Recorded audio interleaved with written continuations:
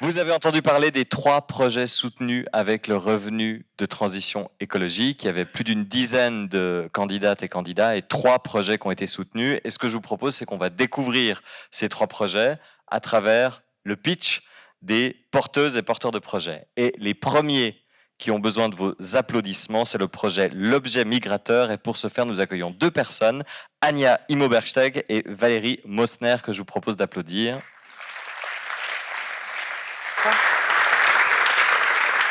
On vous écoute.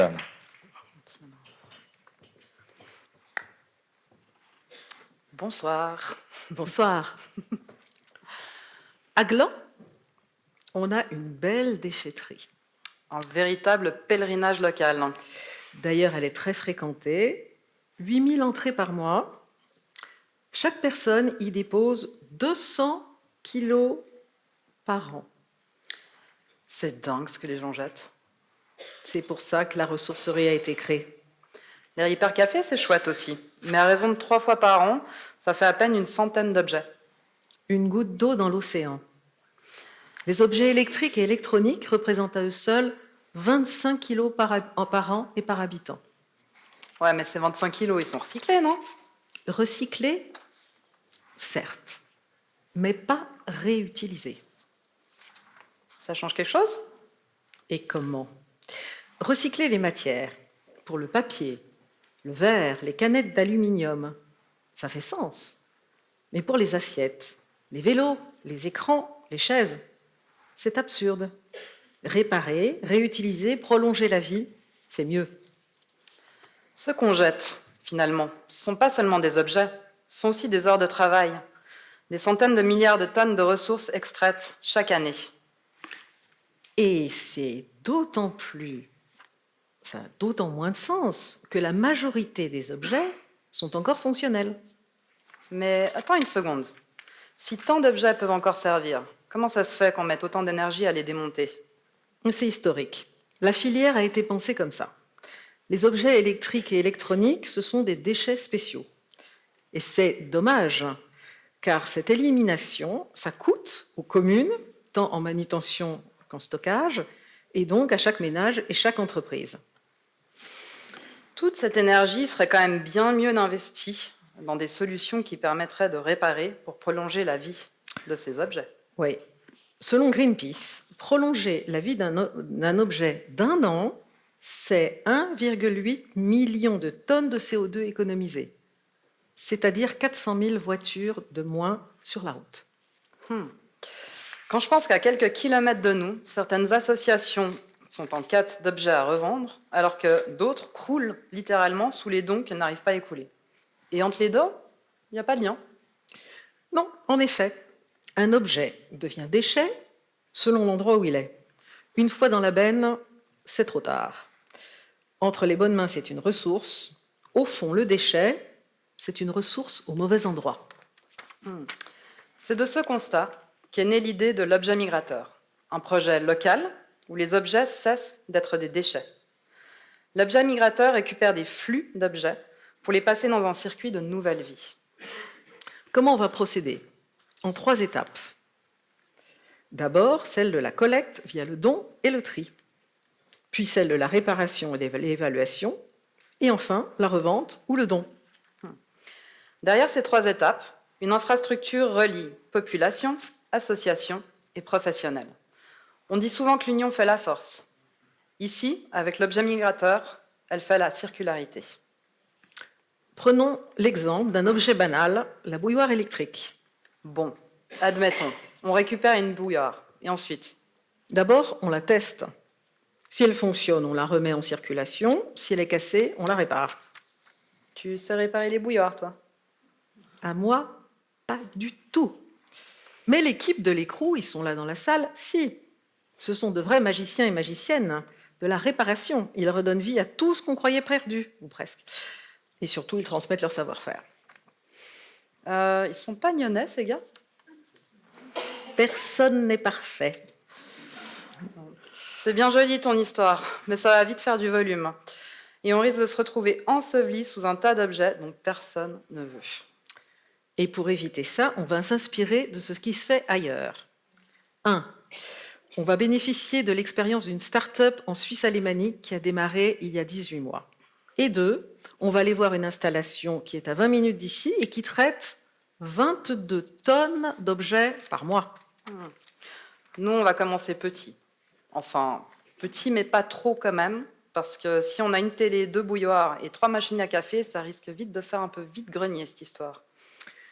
Oui. Et raison pour laquelle on ne va pas du tout se limiter aux bouilloires, hein.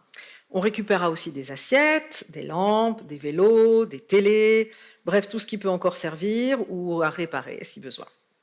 Les assiettes simples permettront de reconstituer des sets dépareillés, alors que les pièces de collection seront revendues en ligne ou via des canaux spécialisés.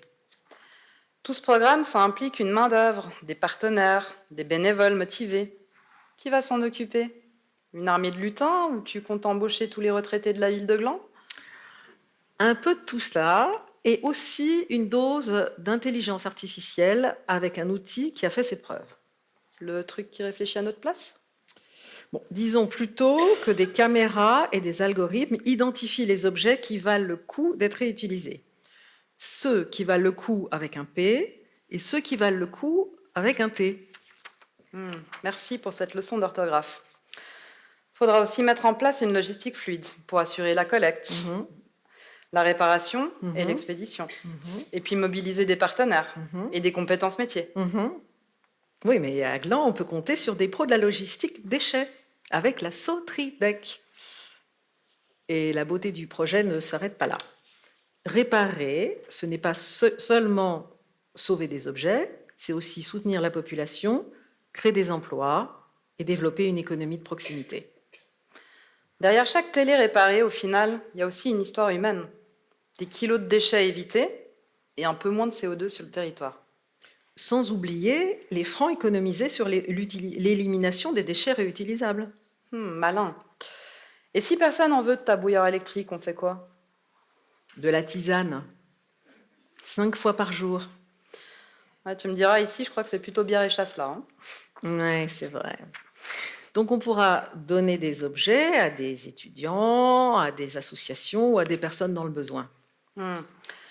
Mais au final, comment on décide ce qu'on garde, ce qu'on jette, ce qu'on répare?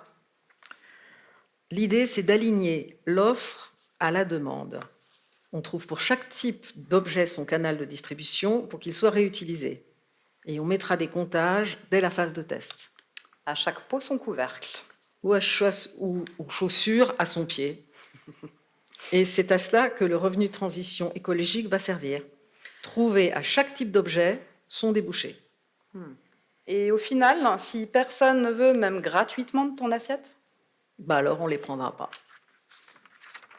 On ne sauvera pas tout, mais on peut commencer un objet à la fois, maintenant et ici, à Gland, la ville des idées.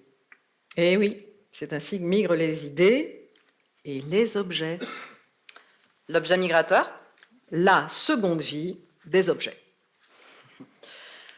Vous aimez l'idée? Chaque coup de main compte pour nous, donc petit ou grand. Si vous avez envie, passez-nous sur notre site. On vous embarque volontiers avec nous dans cette belle aventure. Merci.